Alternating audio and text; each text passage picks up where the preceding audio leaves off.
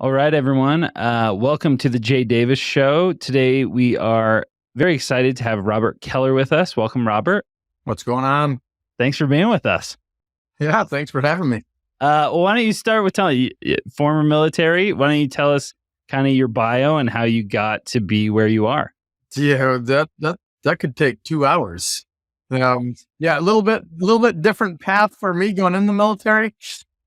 I didn't go in the military until I was 24 years old, and before that, I played golf professionally. So I went from playing golf to going right in the military. So that was kind of a shocker to my family and friends when I did that. But then went in the military and spent 24 years in the military. Pretty much all those years being in the special ops community. Started out in Ranger Battalion, Special Forces, then ended up at a place called the unit. Now I'm retired. That's the quick version of how I got military. Love it. What like sparked? I mean, like going from golf. What like? I'm trying to do the math.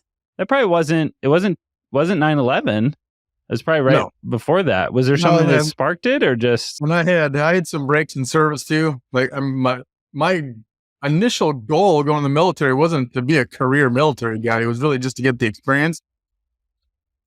And it was just something I always wanted to do as a kid. So 9/11 brought me back into the military when I was in college. So going from the golf thing, and one of the big reasons probably was I wasn't a very good golfer. When it came to the pros, I wasn't making that much money. It was a great experience. I was touring with back then it was the Hooters tour, kind of a stepping stone to the PGA tour. And did some Nike qualifiers when I was on the tour with Hooters. Played a couple seasons doing that, and I think I realized it was either in Louisiana or Mississippi. Thursday, Friday, missed the cut. My option is either go to the next tournament, next state, and start practicing for the next tournament, or you sit there and just party. Well. I think I went back to my hotel room and I did some soul searching and realized I was like, I literally don't love what I'm doing. Like I finally realized like I was out on tour just to make money. Like it wasn't for the love of the sport. I think when I was a kid, playing golf, it was because of the love, and then it became it was a job, and I just wanted to make $1 million real quick. And I finally realized that I was like, man, I'm doing this for the money, not because I actually love doing it. And I packed my bags, got in my car, drove to Florida, and like 2 days later, I was in the military. So that's kind of what did it. I was just sick of missing cuts. Now I'm making money, and I realized that I wasn't doing what I loved. And what was my passion? Like as a kid growing up, I always wanted to be in the military. It just wasn't like in the cards for me growing up. That wasn't something I was supposed to do. So I think that was my true passion. So when the military did a couple of years, I was always taught you're supposed to go get an education, right? So like after 3 years in the military at Ranger Battalion, got out and went to college, started going to college. Then 9/11 kicked off. Like when I was in the military, I did realize I wanted to go to war. But there was nothing going on. So it was boring. I got out, went to college, 9/11 kicked off. That was my opportunity. Went back in, actually went into right into Special Forces, got qualified. And then I think after I got qualified and got my lawn cab, which is Special Forces tab, I think like a year later, I was actually in country, going to war. And all it took was one gunfight. Like my first gunfight into it, and I realized like that was my passion in life. And then I ended up staying my whole career. There's several things I want to ask, but one of the things is, I mean, hearing that story, it's like you're obviously military and that was a passion, but you're obviously also an entrepreneur because no one's that impulsive and is not entrepreneurial as a part of their life. Do you think that a lot of guys? Why do you think military guys are so entrepreneurial? I've met so many great entrepreneurs who were in the military. Yeah, I have too. What do you think the reasons are? That's actually a really good question. I don't know, because I do know a bunch of guys that when they got out started their own businesses, and I don't know if it's the fear of just not having a job and they don't want to work for anyone anymore. So what is the choice? Like, have your own business, or it's I think, like, for me and for most of the guys I know, it's the winning thing, like wanting to be the best. So if you start your own business or go into business, it doesn't matter what you're doing. Like, once you get to the level I was at, like the guys I was working with, we all have to be the best. It doesn't matter what we're doing. So, when it comes to business, even if you don't know what you're doing, you're going to spend 24 hours a day, 7 days a week figuring it out until you're the best. So, which works. It's probably also some of the risk factor of, like, when you face death that many times, starting a business is not that scary. It could exactly. You almost. I think the military does a good job of, even if like non-wartime stuff, like building confidence in people. Yeah, but I agree. Like the wars, like I'm actually thinking about like starting to train again, golf wise, to go play the senior tour. Because like when you look back at all the, like, I've been in hundreds of gunfights, tons of times that I could have died. Like, now nothing matters to me. I mean, it's like once you're, and not that I was ever in the fear of my life, because I actually enjoyed, gunfighting, but it does kind of like put you in that mindset of you can't do anything. You can't do anything wrong, but you can't fail at anything. And if you do, it doesn't matter because it's not life threatening. That's what I always say with, like, the best thing for entrepreneurs is to have a failure, like something that just implodes, horrible, you owe people money, bank, like those are, I feel like every entrepreneur kind of has some version of that, of something that just went totally sideways. And once you go through that, you're like, oh, that's as bad as it gets. That's not that bad. Like, yeah, that really sucked. Right. But like, I had a business that failed, and it was like, I still have my wife, I still have my kids, I still have my house. Like, it's not that bad. That's how you should look at it. Like, all right, that one's done. Let's go to the next one. It's only going to make you stronger. Yes, I think that for guys that do get out and do their own businesses from the military, that does help out having that background. So after 24 years in the military, you leave. What led you to entrepreneurship? What was kind of that path? Well, that one, I actually kind of got lucky. I definitely was going to do something like by myself, start my own business. I don't know what, I didn't know what it was, but I was going to, that was my plan. But within like 2 years of actually getting out, I was in a position that brought me down to Florida. In my last couple of years, it was like a 9-to-5 job. It was still considered special ops, like where I was working, but it was literally a 9-to-5 job where I actually had weekends off and could do things. And what got me into the shooting, like instruction stuff, that was being an instructor, especially on the shooting side, was never in the cards for me. That was not something that I actually had passion in or wanted to do. But those last couple of years, I started working with some SWAT guys, so cops, on the SWAT side, and regular cops were coming to the range that I was working at SOCOM in the military, and there was civilians every once in a while that were at the range too. Which my whole career in the military, starting on Ranger Battalion, going to SF, going to the unit, I had never been to a public shooting range. I had never shot with the normal, like with the public or with cops. Like it wasn't compartmentalized, but I mean, I kind of lived in my own little bubble, like on the shooting ranges and shooting, like only shooting with special ops guys. So I only knew what I knew. Like I figured all law enforcement like knew what they were doing with the firearms, and especially like SWAT teams. I thought all SWAT teams would be similar to like the proficiency of where we're at or where I was at. Well, when I started working with these guys, or at least watching them on the range, I was like, it was an eye opener on how bad of shooters they were, and just on the training that were, or what they were training on was not the right stuff.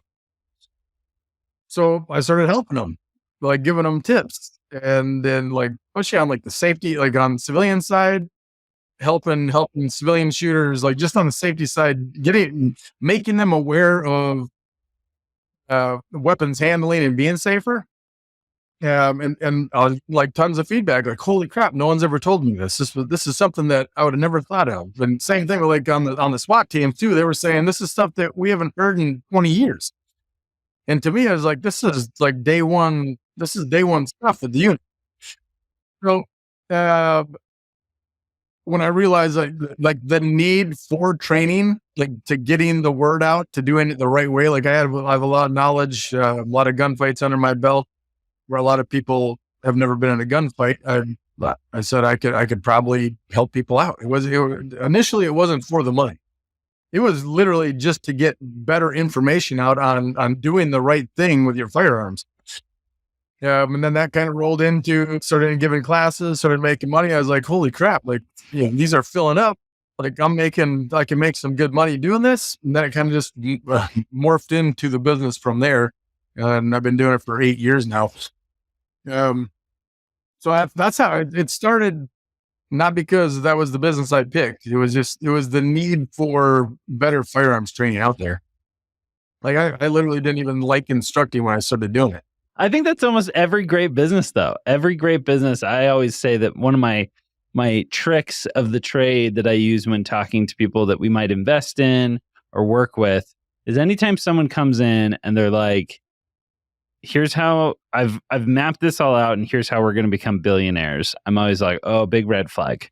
When someone comes in, they're like, I just kind of got going. And I mean, that's how we started our agency, Pillow Cube. A lot of these brands was just, man, there's a need here and I like solving it. It's really fun solving this problem for people. And I love hearing that feedback. And it's like, I don't really want to do this per se. It's not like I've planned this out for 10 years. It was just like kind of luckily happened. So that's how I feel what happened with me. Cause I ended up loving my job. I'm sick of traveling. Like I go all over the country, traveling agencies, or the training agencies and military and law enforcement and civilians.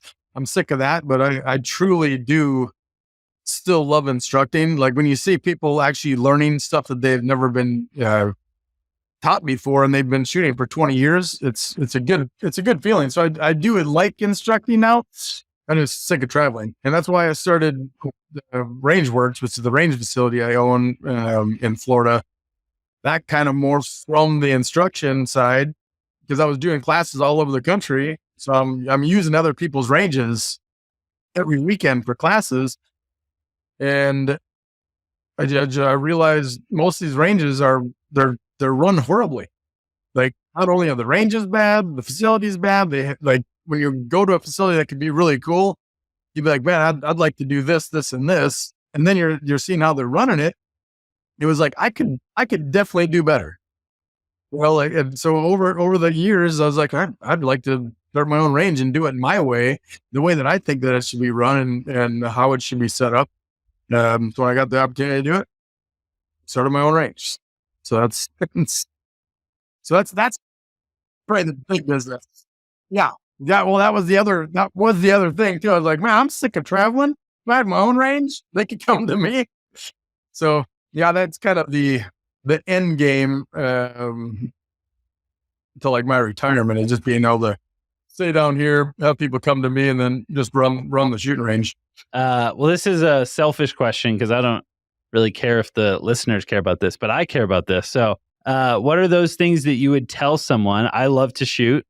One of my favorite things is taking people who say they hate shooting or, don't think it's fun. And I'm like, just go with me.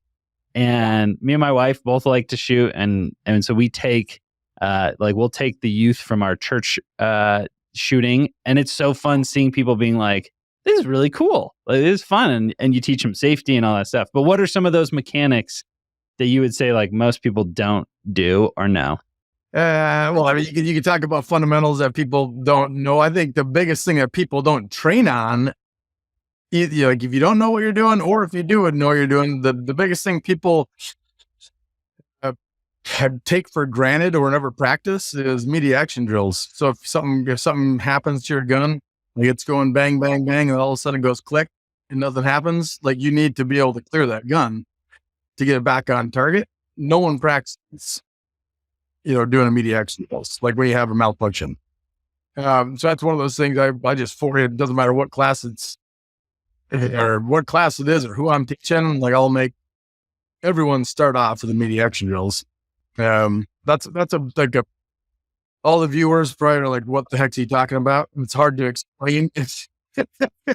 But if you're shooting your gun stops, it's not working anymore, you have to be able to get it back into operation.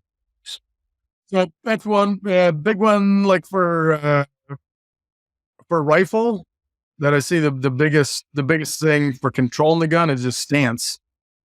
I mean, you have to do stance, grip, sight alignment, sight picture, trigger pull, that all comes into play. But I think the biggest one that people don't do well is the stance when it comes to rifle, because the rifle's going to push you. It's going to want to push you back. So you got to have a really aggressive stance. When it comes to pistol shooting, probably the biggest one is the grip. Like where your hands are on the gun, how you're controlling the gun. Is it the left hand, right hand controlling the gun? All things, if you come to one of my classes, I'll teach you. But like those are the one thing for each rifle and pistol. Stance is probably the biggest one for rifle. Grip is probably the biggest one for pistol. I definitely don't practice clearing the guns in the case of a malfunction. Yeah. And what's crazy, like if you're ever in a situation where you're using it for self-defense to save your own life and it goes down and the other guy's gun is still working, you're done. But a lot of people don't know how to clear their gun. It should be the first thing that beginner learns. I'm going to do some homework. Just come to a class. I would love it. I would love to. I will find a time. We'll talk after and we will come to Florida. We love it. Well, what's one of the things, so you made this shift from military into entrepreneurship. What's been one of the most surprising things that you feel like transferred well and was like a good, like, man, I already learned that in military? What was something that was new that was like, oh, that I didn't expect that, or that was just a new skill I had to learn? Well, I right off the bat, like some stuff that you don't learn in the military. I mean, you do paperwork in the military, but not the same that you would do for a business. So just learning the ins and outs of that, like something as simple as just setting up an LLC. Like they don't teach you that in the military. So, I mean, that was just something that I had to figure out, not that that's hard, but like just the paperwork side of starting up a business, that was probably the hardest thing. And, getting all the accounts set up to take money and getting your website set up like that, that's stuff that was never taught in the military. So to me, that was the hardest thing is the admin side, because I do everything myself with both businesses. I was going to say, it's sadly not taught anywhere. I went to college for entrepreneurship and they don't teach you any of that stuff. It was like, why didn't you guys start with that? Like, here's how to sell up an LLC. There's still things I've done. I mean, we've started a bunch of businesses and there's still times where I'm like, oh, we didn't file that freaking, 86B that saves us all these taxes. Like, why? Oh my gosh. It's a whole checklist of things. Yeah, that would have been, that's something that it would have been nice to have, like a checklist. Like here's where you need to start. And then after you get this done, you got to go do this and you got to go do this. Yeah. Just like you said, forgot the file stuff. I remember like getting something like 2 years after I started Gamut Resolutions. And like, I don't think I was like incorporated in Florida. Like the LLC was set up in Georgia, but I never actually like filed in Florida or something. So I was like, oh, I got to do that. It's just stupid stuff, but like the attitude wise and the working hard and the never quitting that comes from the military, and I think I had that anyhow, like within me. Yeah, but like all the admin stuff, yeah, that would have been something that would have been nice to have someone to lean on for that. But all great experiences. Yeah, no, I love that. I think it really is interesting. We have someone on our team working on a checklist. So when we finish it, I'll send it over to you because it's every time we do it, I'm like, how have we not made this, So it's super fascinating. Someone comes to you, your kids even, and says, Dad, I want to start something, but I'm afraid or I'm struggling. What's kind of your advice for them? I think we kind of went over that a little bit, but what are some of those things you kind of tell those people who want to jump into entrepreneurship and are scared to get started or just struggling to get started? Just do it. I mean, just do it. Fail. If it fails, do another one. Well, I have actually had guys I work with ask me that, like, how did you do it? And what should I do? And that's exactly what I told them. I was like, just do it. Like, you'll figure it out. I mean, that might not be the right answer for every civilian. You might have to soften that a little bit. But like, I know the guys that I work with, like their work ethic, literally they're going to make anything work. I mean, they're scared to do it, which surprises me from what they've been through. But I guarantee that moment that they actually step into it, they're not going to let it fail. Or they're gonna keep going and figure it out. And then if it fails, start another one. But the biggest thing is just doing it. Like, don't talk about it. Like if you're talking about it, you want to do it. So do it. Yeah. I think that's the commonality is you see people who it almost becomes, they almost fall in love more with talking about it than doing it. And you're like, dude, you're falling in love with daydreaming. It's the fear. I think it's the fear of failing for the guys I know. And probably, I mean, even civilians too. They don't want to be that person. They don't want to let their family down. They don't want their parents knowing that they started something and then failed. So, I kind of related it to like with guys that have asked me is like selection, like in the military. If you want to go to special forces, you have to go to selection. If you want to go to the unit, you got to go to selection. Well, a lot of guys won't even go, like they'll want to go to the unit, but they never do because it's the fear of going to selection and failing. So it's the exact same thing with starting a business. You want to talk about it, you want to do it, but it's that fear of after 2 years, it fails. And now you're the idiot that started up whatever. They don't want that. They don't want to let people down. I always try and tell people like, try and do enough of them until you get to a failure. And that's your success. Once you've failed, you've made it as an entrepreneur. So instead of being so afraid of it, like start enough businesses that you have one that just... It's like a rite of passage. Yes. Yeah. So I love it. Oh, that's awesome. Well, it's amazing how time always flies.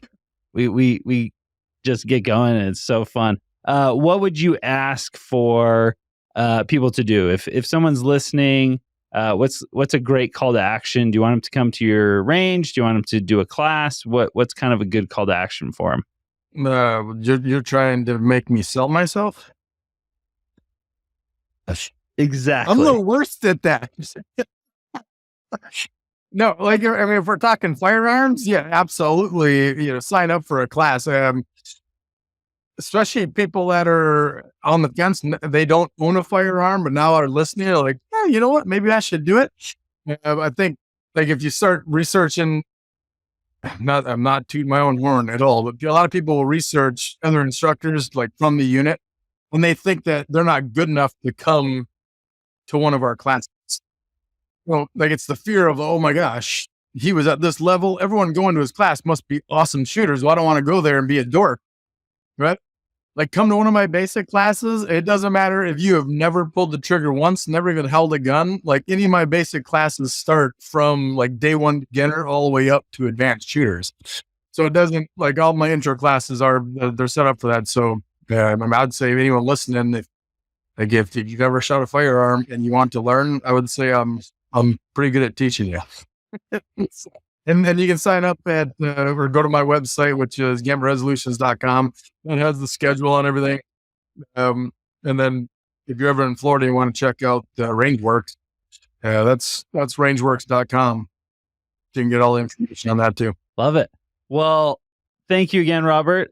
Time flew. It was great talking. Thanks for sharing some advice and some lessons learned. I'm sure they were not easy to learn. As it always is with entrepreneurship. So thanks again. Yeah. Well, thanks for having me. It was awesome. Awesome.